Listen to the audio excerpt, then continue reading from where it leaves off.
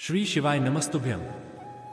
हर हर महादेव। दोस्तों, सावन सोमवार व्रत में क्या खाएं, क्या नहीं खाएं? सावन में लहसुन प्याज खाएं या न खाएं? व्रत में नमक खाएं या न खाएं?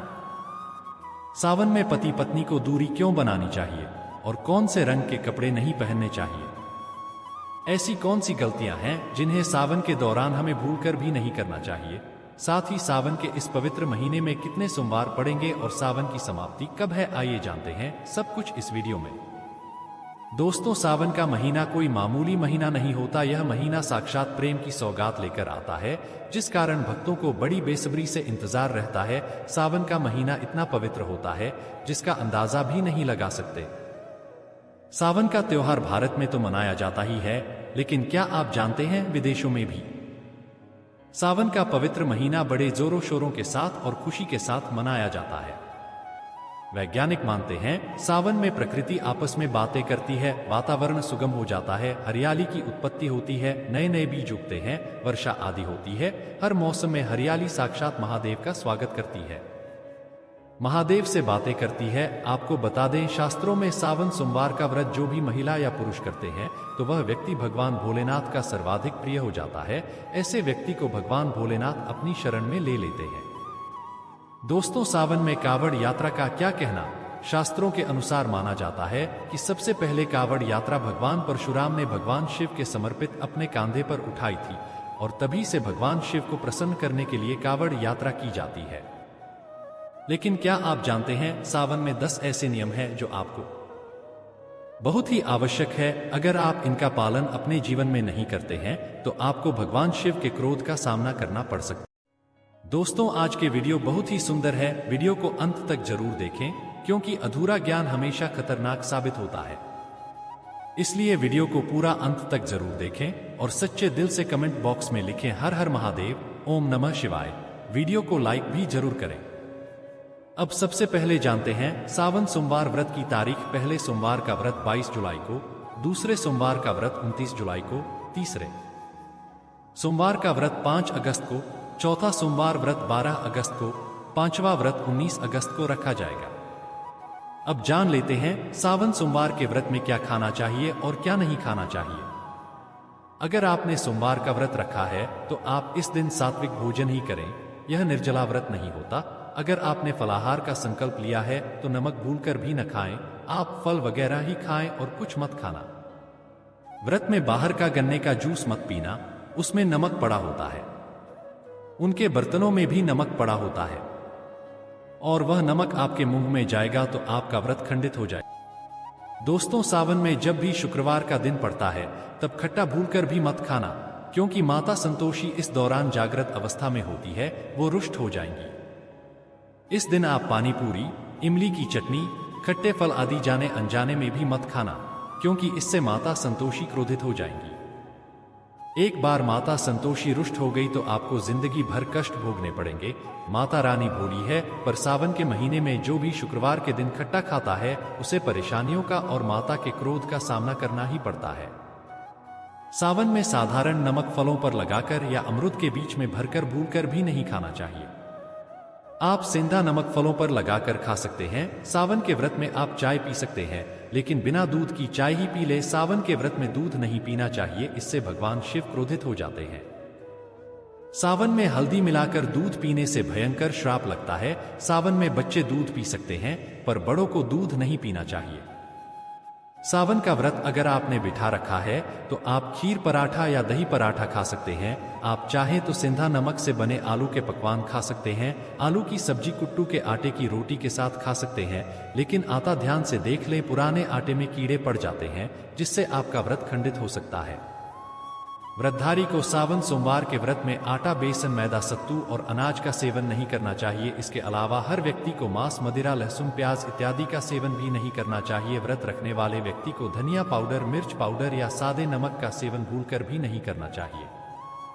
सावन में चाहे आपका व्रत हो या न हो, किसी भी व्यक्ति को कड़ी पकौड़ा नहीं खाना चाहिए और पत्तेदार सब्जियां जैसे पालक, मेथी, लाल भाजी, बथुआ, पत्ता गोभी जैसी सब्जियां या साथ की सब्जियां भूलकर भी नहीं खानी चाहिए। यह जहर के समान मानी जाती हैं, इनमें कीड़े आ जाते हैं साहब। वगैरह आ जाते हैं। और जो भी व्यक्ति सावन में बैंगन की सब्जी खाता है उस व्यक्ति को घोर पाप लग जाता है। इसी कारण लोग द्वादशी और चतुर्दशी पर बैंगन नहीं खाते। पत्तेदार सब्जियां क्यों नहीं खाई जाती, इसके पीछे एक पौराणिक कथा है।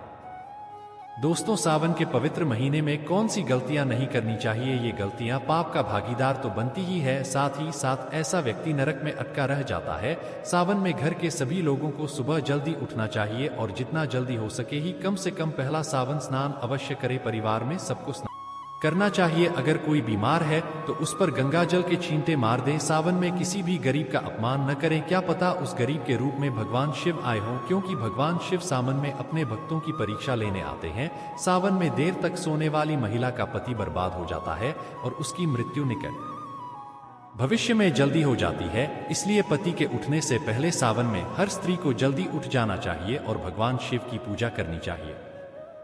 सोमवार व्रत आपको अवश्य करना चाहिए, ऐसा करने से धन लक्ष्मी का वास होता है। सावन में पति पत्नी को सहवास नहीं करना चाहिए। अगर आपने व्रत रखा है या आपकी पत्नी ने व्रत रखा है तो आप दूरी बनाकर रखें, क्योंकि ऐसा व्यक्ति इस दौरान भगवान शिव की शरण में होता है। सावन में घनघोर काले वस्त्र पहनकर शिव मन में नहीं जाना चाहिए। चाहे तो आप अपने घर में काले वस्त्र पहन सकते हैं, लेकिन मंदिर में भूलकर भी जाना नहीं चाहिए और व्रत में भी काले वस्त्र नहीं पहनने चाहिए। वैसे तो सावन में लहसुन प्याज नहीं खाना चाहिए, पर यदि आपका व्रत है तो उस दिन तो पूरे परिवार को लहसुन प्याज से परहेज करना चाहिए। सावन के में घर में गंदगी नहीं होनी चाहिए, इससे प्रकृति नाराज हो जाती है। सावन में आपके घर का जो मंदिर है उसमें माचिस के खाली पड़े डिब्बे या माचिस नहीं रखनी चाहिए। सावन में घर में किसी भी व्यक्ति को गाली नहीं देनी चाहिए, चुगली आदि नहीं करनी चाहिए। पत्नी को अपशब्द नहीं कहना चाहिए और न ही पति को अपशब्द कहने चाहिए, इससे भगवान शिव आपको श्राप दे देते हैं। सावन में बाल नाखून नहीं काटने चाहिए, दाढ़ी वगैरह नहीं बनानी चाहिए, यह आपको पहले कर लेना चाहिए। कोई ज्यादा समस्या हो तो आप ऐसा कर सकते हैं। शिव जी से क्षमा अवश्य मामले। सावन में शरीर पर तेल नहीं लगाना चाहिए। यदि आपका व्रत है तो आप शरीर पर तेल लगाएं। माता पिता का सम्मान करना चाहिए, क्योंकि माता पार्वती को माँ और भगवान शिव को पीता माना जाता है, इसलिए माता पिता में इन दोनों का वास होता है। माता पिता का आदर करने से भक्त शिव और मां भगवती प्रसन्न होते हैं। सावन में देवी देवता से जुड़ी कोई भी चीज उपहार के तौर पर कभी भी किसी को न दे, नहीं तो भगवान शिव आपके घर से सदैव के लिए चले जाएंगे। आप जानते हैं सावन के इस पवित्र महीने में शिवलिंग पर कौन कौन सी चीजें नहीं चढ़ाना चाहिए जिससे कि आपको ना लगे। शिव पुराण के अनुसार शिव भक्तों को कभी भी भगवान शिव को तुलसी, हल्दी और सिंदूर सहित यह 6 वस्तुएं नहीं चढ़ानी चाहिए। पौराणिक कथा के अनुसार केतकी के फूल ने ब्रह्मा जी के झूठ में साथ दिया था, जिससे नाराज होकर भगवान भोलेनाथ ने केतकी के फूल को श्राप दिया, इसलिए केतकी का फूल शिवलिंग पर चढ़ाए नहीं जाता। नारियल का पानी भी शिवलिंग पर कभी अर्पित नहीं करना चाहिए। शंख से जल भी भगवान भोलेनाथ को नहीं चढ़ाना चाहिए। शास्त्रों के अनुसार सुबह 5 बजे से लेकर सुबह 11 बजे तक शिवलिंग पर जल चढ़ाना बहुत ही शुभ कारक और अत्यंत मंगलकारी माना जाता है। कभी भी शाम के समय शिवलिंग पर जल चढ़ाएं। शास्त्रों के अनुसार शिवलिंग पर काली मिर्च चढ़ाने से रोगों का नाश होता है, साथ ही सुख समृद्धि की प्राप्ति होती है। घर में कभी भी अंगूठे के आकार से बड़ा शिवलिंग नहीं रखना चाहिए और शिवलिंग पर जलधारा अवश्य होनी चाहिए। भगवान भोलेनाथ को टूटे हुए अक्षत कभी भी नहीं करने चाहिए, इससे वह क्रोधित हो जाएंगे। सावन के पवित्र महीने में कटे फटे बेलपत्र शिवलिंग पर अर्पित नहीं करने चाहिए। बेलपत्र की संख्या 3 होनी चाहिए, पत्ते पूरे सबूत होने चाहिए। आप 6 महीने पुराना बेलपत्र भी शिवलिंग पर अर्पित कर सकते हैं, लेकिन वह करता भरता न हो। 6 महीने तक बेलपत्र पवित्र और शुभ माना जाता है। दिल से बेलपत्र शिवलिंग पर चढ़ाने से 21 मनोकामनाएं पूर्ण हो जाती है।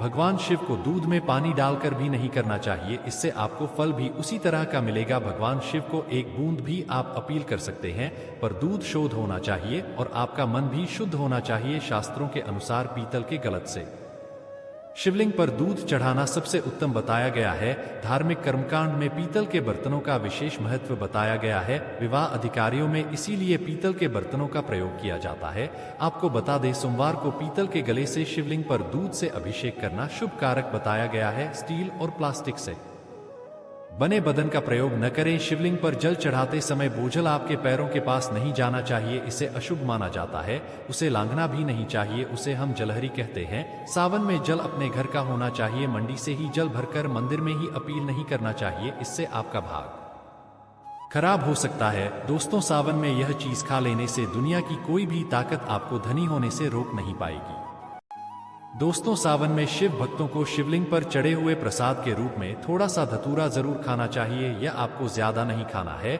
बस अपनी जुबान पर हल्का सा टच करना है। ज्यादा खाएंगे तो आप बीमार पड़ जाएंगे, इसलिए बस दर्ज कर लें। आप देखना, आपके अंदर सकारात्मकता का संचार हो जाएगा। आपको धनी होने से कोई नहीं रोक पाएगा। दूसरा है बेल का फल। बेल का भला प्रसाद के रूप में खाने से माता पार्वती के साथ साथ भगवान शिव की कृपा भी बरसेगी और समस्त 33 कोटि देवी देवता आपको धनवान बनेंगे। बस ये चीजें आपको खानी है। दोस्तों, अगर भोले बाबा की कृपा हो जाए तो काल भी आपका कुछ बिगाड़ नहीं पाएगा, क्योंकि कालों के भी काल है। महाकाल सच्चे दिल से कमेंट बॉक्स में लिखें हर हर महादेव।